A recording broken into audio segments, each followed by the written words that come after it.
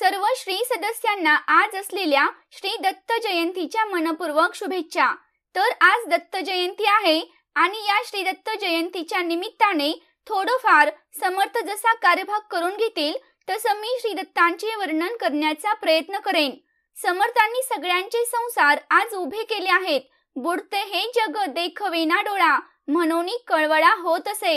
हे जग अज्ञानामध्ये बुडत असताना आपल्या दुःखाची कळ श्री समर्थांना अगोदर होते, म्हणून तर समर्थांनी अज्ञान मूल हरणम जन्म कर्म निवारणम या ओवीनुसार हा परमार्थ उभा केला। आपण बैठकीला जातो आणि बैठकीचा मुख्य उद्देश आहे अज्ञान मूल हरणम जन्म कर्म निवारणम। आपल्यातील या देहरूपी पिंडातील अज्ञान नष्ट केलं जाणारं ठिकाण म्हणजे श्री समर्थांची बैठक। आणि आजकाल बाहेरच्यांना म्हणजेच जे बैठकीत नाहीत त्यांना असा प्रश्न पडतो की बैठक म्हणजे काय असतं, बैठकीत काय सांगितलं जातं। तर बैठक म्हणजे आपण पाहिजे तसा काहीही अर्थ न घेता ज्या ठिकाणी आपली देहबुद्धी थकली जाते, म्हणजेच या देहबुद्धीला ज्या ठिकाणी आराम भेटतो, ज्याने आपल्या मनाला समाधान प्राप्त होतं, आपल्या मनाचं समाधान होतं, असं ठिकाण म्हणजे श्री समर्थांची बैठक। आणि दुसरा प्रश्न म्हणजे जो की सगळ्यांना पडलेला असतो, आणि तो प्रश्न म्हणजे बैठकीत सद्गुरू काय सांगतात। तर याचं उत्तर म्हणजे संपूर्ण जग रामायण सांगत असेल तर माझे सद्गुरू रामायण का घडलं हे सांगतात। संपूर्ण विश्व निर्माण करणारा श्रीराम असून त्याचीच पत्नी सीतामाईला परपुरुषाने पळून का नेले याचे कर्म सांगणारे माझे सद्गुरू आहेत। आपल्यातील चुका नाहीत तर त्या चुका आपल्या मागच्या जन्मातील कोणत्या कर्मामुळे झाल्या ते कर्म माझे सद्गुरू सांगतात। अहो, कर्माचा प्रसंग हा देवादिकांना सुद्धा चुकलेला नाही। मग या ठिकाणी इथे तर तुम्ही आम्ही कोण आहोत। जे होतंय ते चांगल्यासाठीच होतं आणि जे झालं ते पण चांगलंच झालं आणि यापुढे जे पण होईल ते चांगलंच होईल। बाकी मला काही माहित नाही। मी या पृथ्वीवर का जन्माला आले, मी मागच्या जन्मात कोण होते, मी काय कर्म केलं होतं ते मला माहित नाही आणि माझा जन्म का झाला, मला या आयुष्यात करायचंय काय, जायचंय कुठं तेही मला माहित नाही। पण आज मला माझे सद्गुरू भेटलेत आणि तेच मला या धगधगत्या कलियुगातून आईल तीरावरून पैल तीरावर घेऊन जाणार आहेत। तेव्हा या आयुष्यातील जे काही चांगले कर्म असतील ते समर्थ चरणी समर्पित। माझ्या आयुष्याचा खरा अर्थ काय आहे, मुक्तीसाठी मनुष्य जन्मच का महत्वाचा आहे, बाकी इतर जन्मातील प्राण्यांना मुक्ती का भेटत नाही, या मनुष्य जन्माचे सार्थक करून देणारे माझे सद्गुरू आहेत। सगळेजण बोलतात असं व्हायला नको होतं, पण ते तसं का झालं याची जाणीव करून देणारे माझे सद्गुरू आहेत। समर्थ नेहमी म्हणतात चांगले कर्म करा, कारण आधी कर्माचा प्रसंग, कर्म केले पाहिजे सांग। आपल्याला आपल्याच तोंडून सांगता येतील असेच कर्म आपण केले पाहिजे। कर्माशिवाय या मनुष्य जन्मात काहीच नाही, म्हणून कर्म उत्तमाचे केले पाहिजे आणि यात काहीही अवघड नाही। चांगले कर्म म्हणजे काय तर आई वडिलांची आज्ञा पालन करा, सगळ्यांशी चांगलं वागा, गुरुजनांचा आदर करा, आपल्यातील विषय विकारांचा वापर जेवणातील लोणच्यासारखाच करा, मग नक्कीच आपल्याकडून चांगले कर्म घडतील। समर्थ म्हणतात नाशिवंत हा देह सारा उद्या भंगून जाईल, काय कमावले काय जमवले कधीतरी मातीमोल होईल।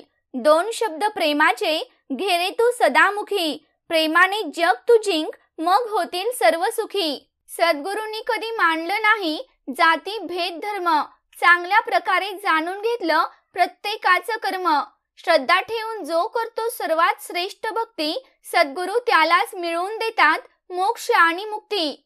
सर्व दरवाजे बंद झाले तरीही सद्गुरू हृदयाचा दरवाजा आपल्यासाठी कायम उघडा असतो। अपेक्षा फक्त सद्गुरूंपासून ठेवा, इतर लोकांपासून नको।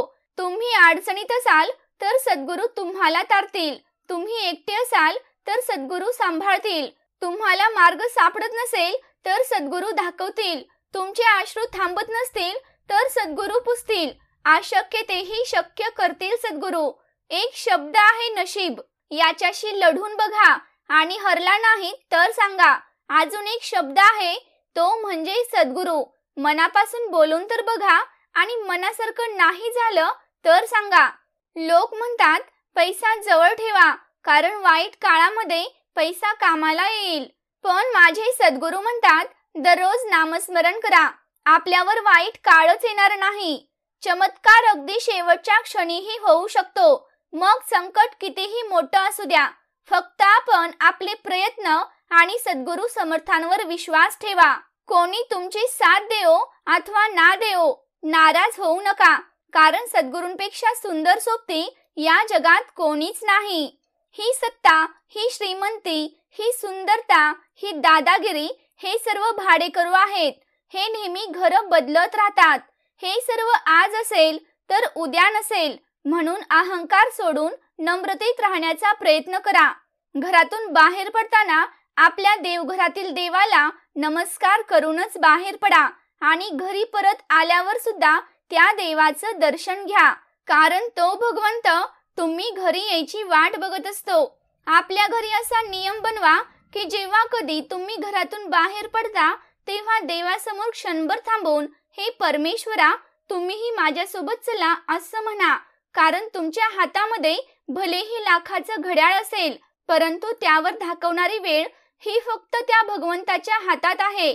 समर्थ म्हणतात समुद्र हा सर्वांसाठी सारखाच असतो.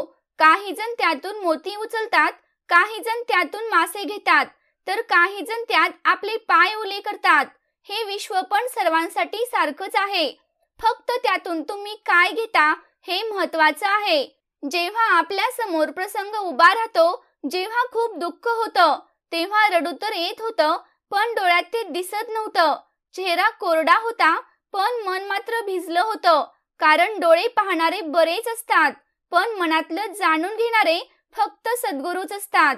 जोपर्यंत परक्याने दिलेले दुःख भगवंतानेच दिले असं आपल्याला वाटत नाही ना, तोपर्यंत आपण भगवंताचे झालोच नाही.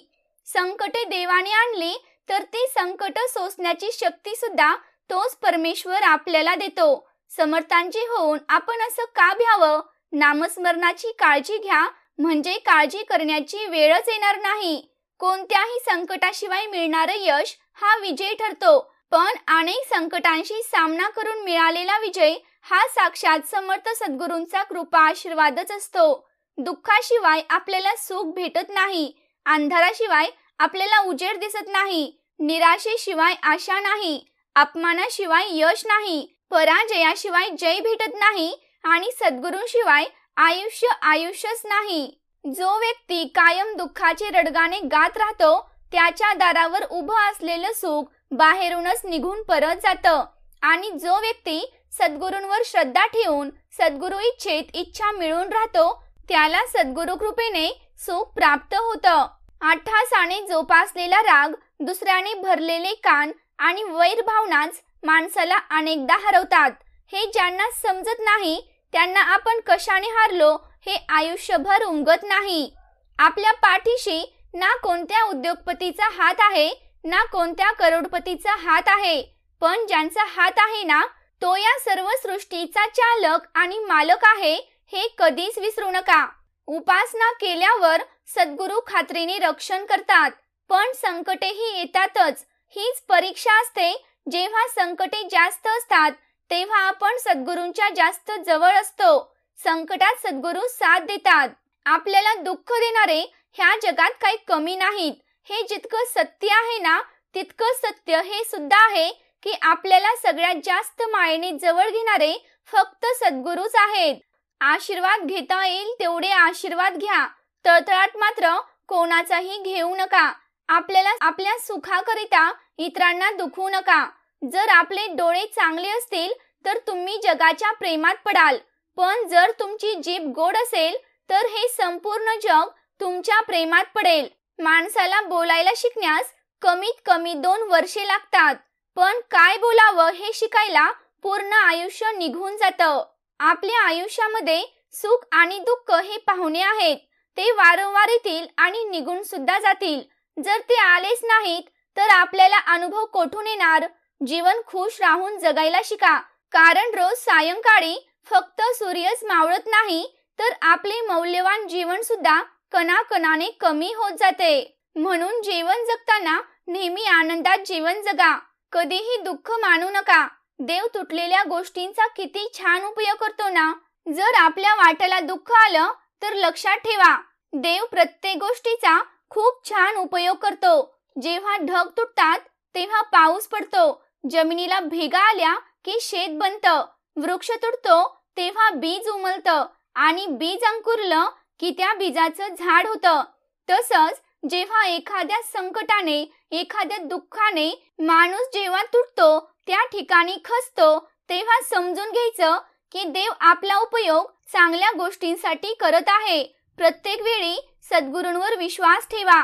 कधी कधी ते पण भेटतं ज्याची अपेक्षा आपण कधीच केलेली नसते. समर्थ म्हणतात, ज्याला परमार्थ साधला तोच खरा राजा आहे.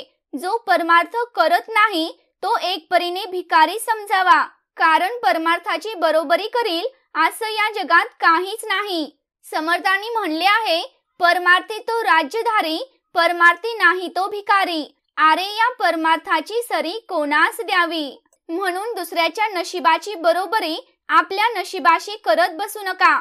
आपलं सुख कशात आहे हे शोधा आणि ते वाढवण्याचा प्रयत्न करा. प्रत्येकाला ज्याच्या त्याच्या परीनं सुखही भेटत असतं आणि दुःखही भेटत असतं. म्हणून समर्थ म्हणतात, जगी सर्व सुखी असा कोण आहे, विचारे मना तोचे शोधून पाहे. फक्त शेवटी एवढंच लक्षात ठेवावं की जो अन्न देतो उद्रासी, शरीर विकावे लागे त्यासी. बा जेने घातले जन्मासी, त्यासी कैसे विसरावे. म्हणून सद्गुरूंवरती विश्वास ठेवा. कधी कधी आपल्याला ते पण भेटतं ज्याची आपण अपेक्षा पण केलेली नसते. जय सद्गुरू.